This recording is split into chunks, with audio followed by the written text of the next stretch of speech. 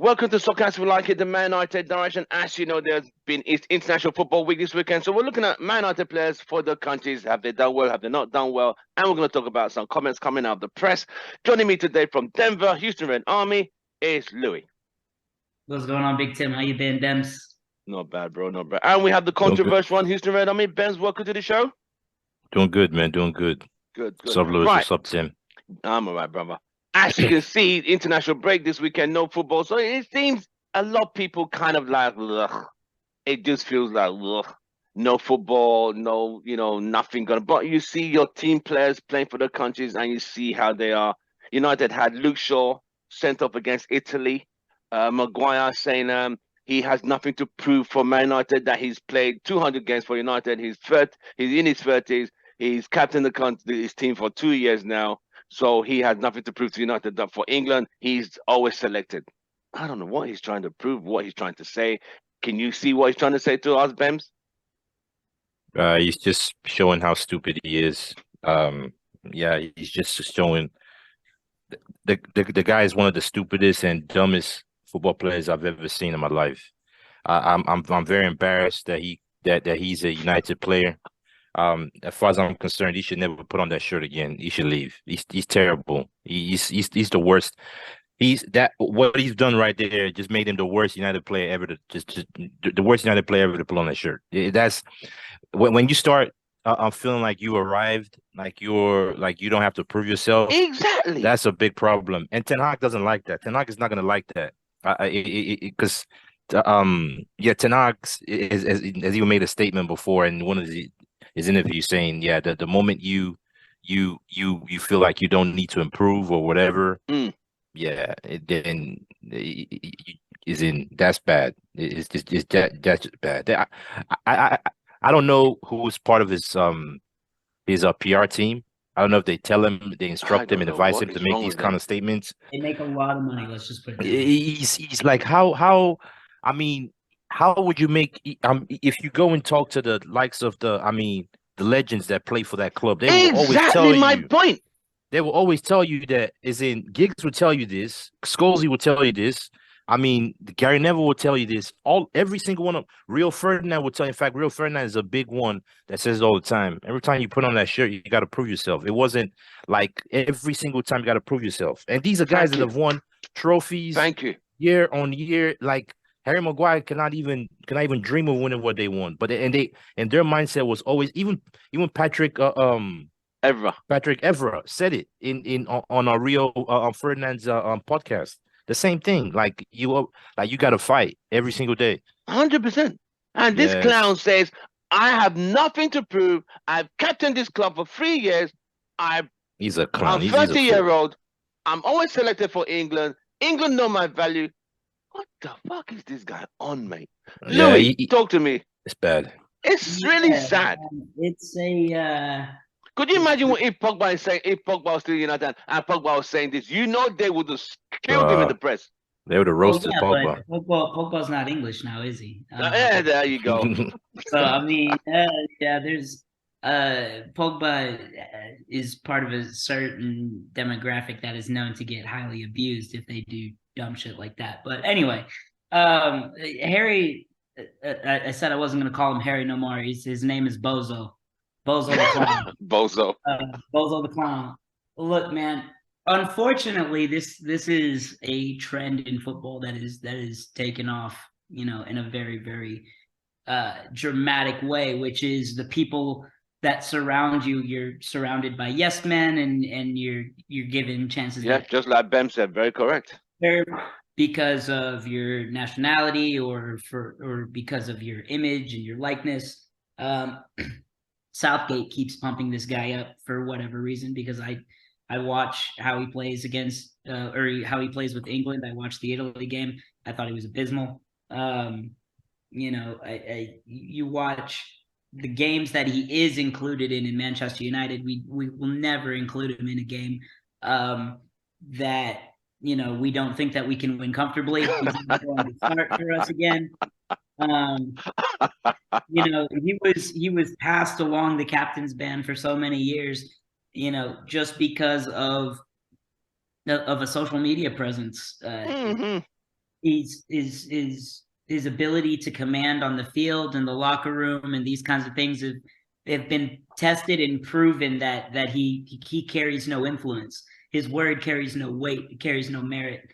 It is interesting though, you know, and I was thinking this the other day. Football players, they defend themselves, right? They defend themselves, which is okay. They defend themselves and all kinds of things. But as the captain of Manchester United, when he was going through when the team was going through the worst side that they've ever had in the Premier League, he never defended the team. Exactly my point. He defended himself. He always was like, well, I deserve to wear the armband and I deserve to be here and me this and me that. And all he was doing was proving that you're not a captain, man. You're a clown. You're an absolute clown. The disrespect that even semi-intelligent football fans have for you is unmatched by any other footballer, man. It's really, you know what it's like. I don't know if you guys watch Ted Lasso. I've not gone into it yet. I haven't gone into it either. There's one character they call him Nate the Great, right? Basically, he was a kit manager who had a lot of untapped potential, and the second that he started to be successful, it all goes to his head and he becomes a dick, right? Without spoiling anything. But that's essentially what it is. Like you got some chances with England, you got some chances with United. And instead of lifting up the people around you or trying to collaborate or trying to make something better, you just thought, oh man, I'm it. I'm the best. I'm the captain. I'm the oh yes. And so can you blame him when all these people are, when all these influential people are telling him that he's useful? I mean, yeah, it kind of goes to his head, but I mean, he has to know. He has to know. No, he's in denial, right? He's in denial. When we see him in the lineup, like an hour before a game starts, the messaging across the world is the same. It's, oh my God, here we go again. Yeah, it's oh my God, Casemiro is going to have to work so hard. Martinez is going to have to work so hard next to Harry Maguire, because not only does he have to defend 11 players, he's got to babysit Harry Maguire and make sure that he's not captain. Yeah, he's got to tell the captain where to be and all these kinds of things. You have to know. You have to know. And maybe he can't say that to the press. Maybe he feels like he has to carry this bravado. But oh my gosh, personally at night when he's laying in bed, he has to know. He has to. Like I said, and like Benza said, the people around his marketing team and he himself is believing in his own hype. Yeah. If you go back to Brian Robson, Bobby Charlton, them people, Cantona, Ronaldo, Beckham, they always had to prove themselves. Forget the last game. The next game, you prove yourself again. This guy says, I don't need to do nothing. I've been a captain for Ole. I'm going to blame most of this on Ole. Because when Ole keep justifying why he needs to be, why this guy needs, so the guy was believing in his own hype. Yes, definitely Ole has some blame to bear, but I remember at the time we were saying that this is a decision that's coming from up top, right? This was a general manager and ownership and a marketing team that says we need England players in the squad every week.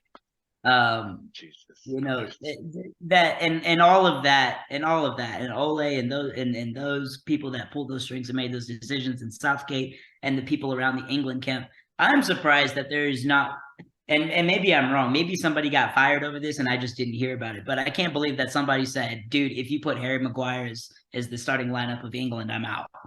Like, this is not going to work. It hasn't been working. They got tossed out of Russia. They got tossed out of Qatar.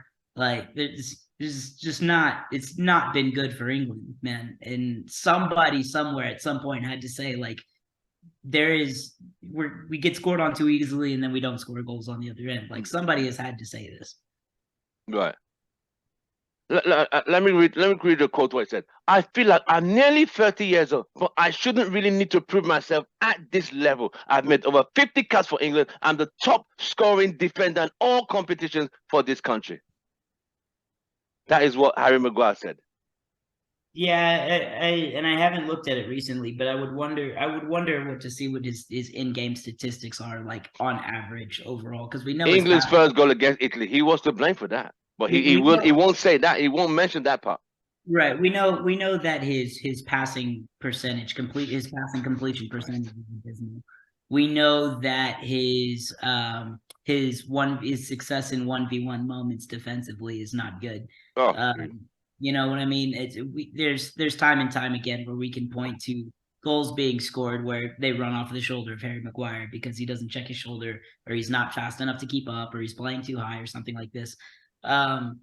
Yeah, I don't understand why those facts are not continuously in the conversation, because it just feels like it's either, you know, English pride and we love Harry Maguire, or it's like, oh my God, Harry Maguire is so shit. But there's no voice of reason that says, here's the facts. Harry Maguire's just not doing what he needs to at a professional football level to be successful. Okay, right. So we also Luke Shaw got sent off against Italy. He's not going to play the next game. His red card. Some United fans were saying, since you're not playing anymore in the tournament, shouldn't you be back in United training? But is that camaraderie of this is my base, this is where I'm loved and felt? What do you guys think of it, Bems? I mean, that kind of that surprised me. I would expect him to just go back to United, but maybe I mean, I would assume Ten Hag and the team are training every day right in Carrington. Yes. I would assume that. So if it's training wise, you're not going to play for England anymore during this break. You might as well just go back, except they still have another game. Is it a 1-game match ban, or is it a 2-game match ban? Because if it's a 1-game match ban, I think they still have one more game before the international break is over. So he might be eligible for that game. So maybe that's the reason why he's still there.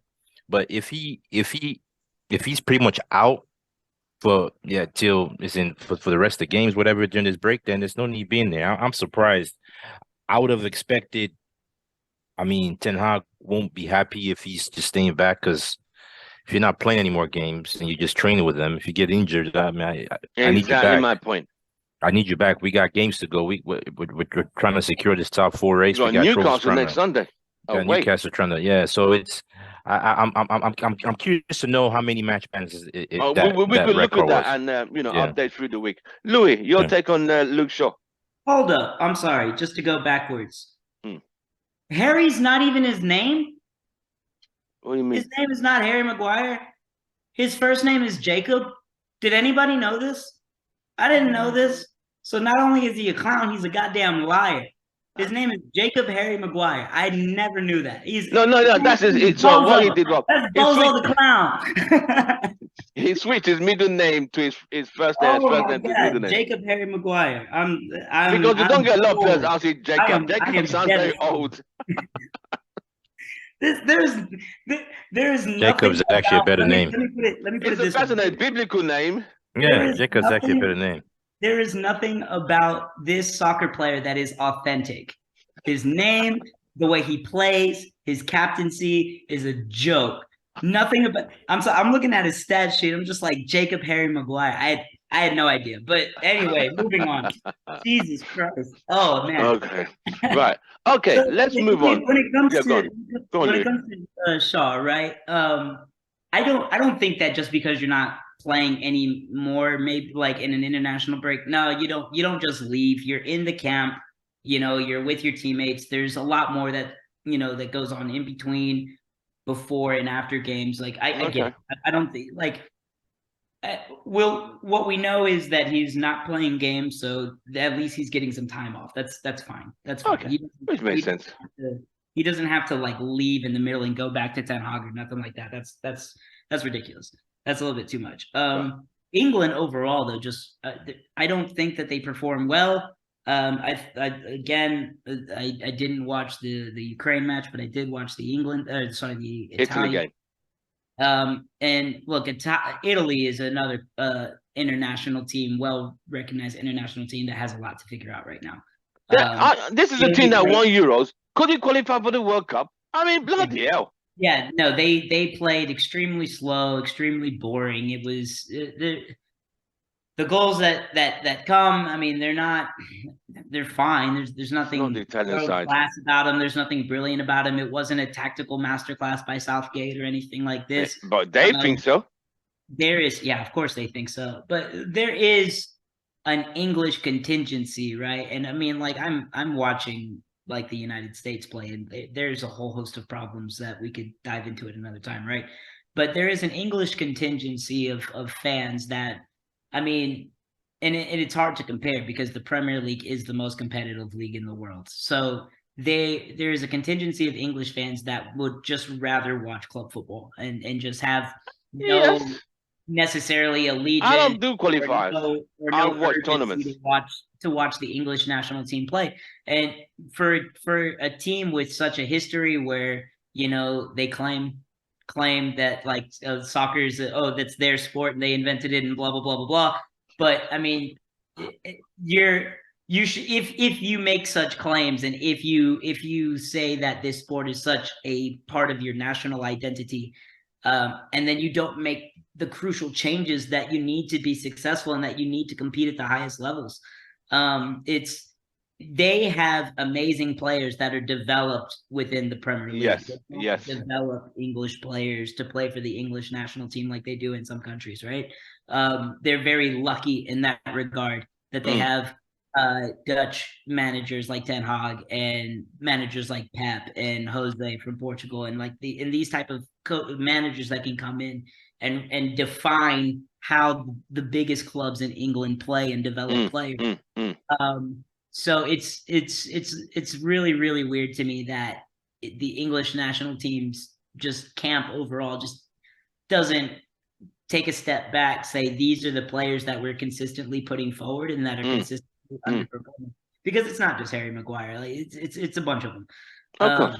Yeah, you know, and these players get to perpetually start games for their clubs because they do play in England, and there is this bias that, you know, they want to put forward England players to pump viewership and pump these kinds of things. Yeah, man, it is a problem that we see against many national team organizations, right? That they put the money in the wrong places. It's about generating revenue rather than, if you're going to be England and you want to claim that you're the greatest soccer country in the world, you got to focus on the football. And right now, there is a clear gap in where that focus is and how they develop the team. Right. We lost Bems. Right. No, he's gonna. So,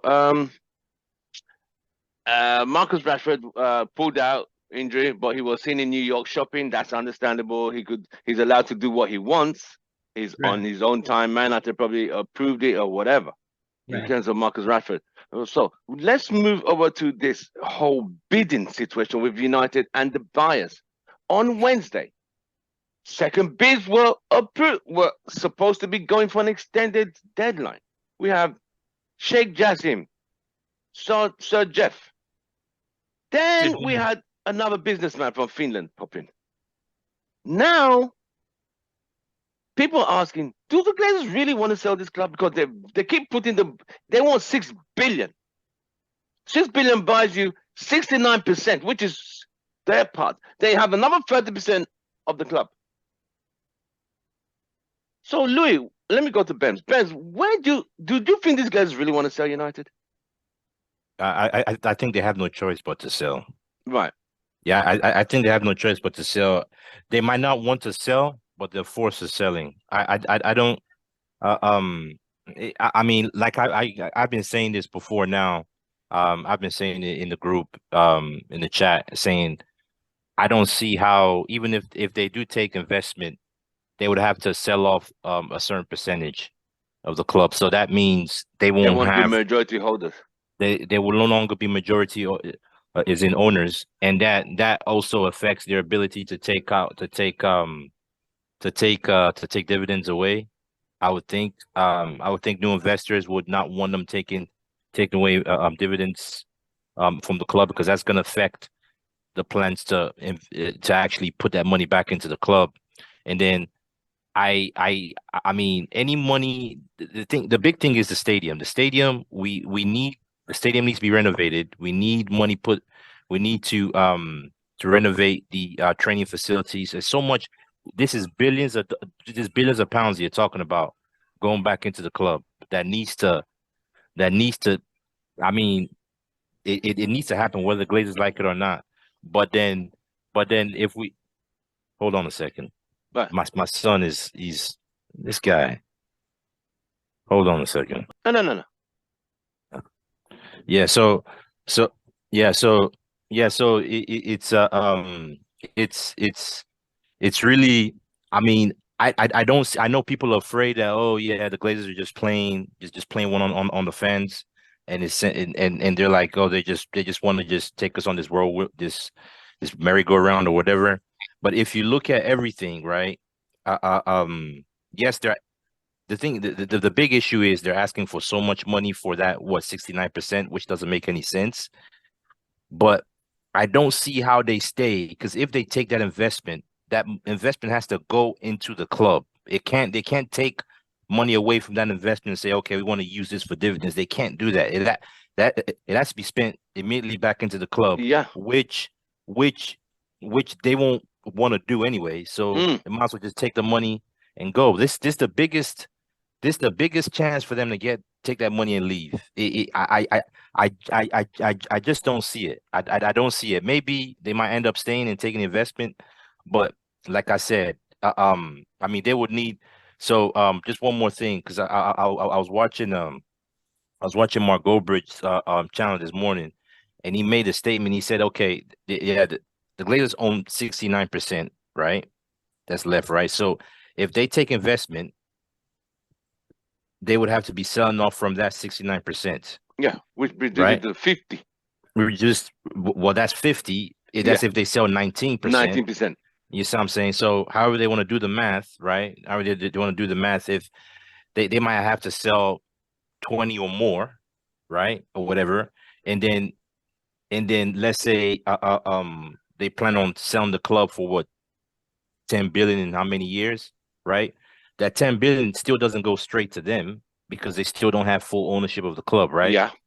So they will still have to split that 10 billion. Let's say they want to sell the club in the next few years for like 8 billion, right?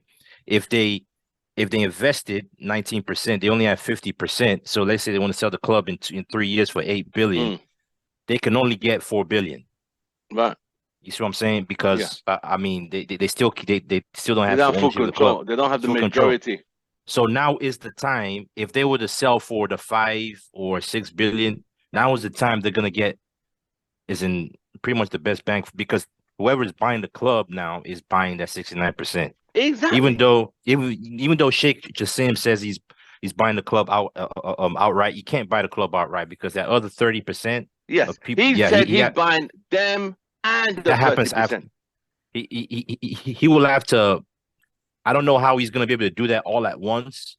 I would assume he would first buy out the Glazers, so he's now majority owner, Sheikh Jassim, and then he negotiates with the other 30% and say, okay, look, I'm majority owner. This is the way I want things to go, whatever. He can then buy them off. I don't know if he can buy them off right from the get-go. I don't know how that goes, but everything for me points to it's going to be a sale. It might just take the sad part about it is going to get dragged on longer and longer. It's going to affect our transfer window. But I think eventually they will sell. They will leave. Lewis, that's my thought. Are Glazers really going to sell this club at this point? We've all done back and forth, extending deadlines, not extended deadlines. This bid wasn't received. What is going on? Yeah, well, what we said kind of when at the beginning of this whole idea of a sale and these kinds of things, right, was that we as the fan base will not be privy to any of the details regarding how this is going to go. When it happens, it's going to happen, and then we're gonna have to read about it after, right? So that has led to tons and tons and tons of speculation from British journalism, from American journalism, from journalism all over the world, to fans of other clubs and all these kinds of things. So when you have this kind of mass speculation, it's really, really hard to keep up. But what I think is clear, and that what can be said unequivocally, right, is no matter what the arrangements of a sale, full sale, partial sale are, the Glazers will not sign until they are satisfied that they are getting the best possible deal for the Glazers. The reason that they bring in the Rain Group, the reason that they overlook deadlines and allow bidders to come in after deadlines. I and mean, these kinds of things. Thomas Ziliakis, what the hell? Yeah, it's solely because to the highest bidder, right, will go the spoils, right? It's ultimately, and there was also a theory, right, that there was a split within the Glazer family, Yes. which was, let's sell it outright, let's be done with it.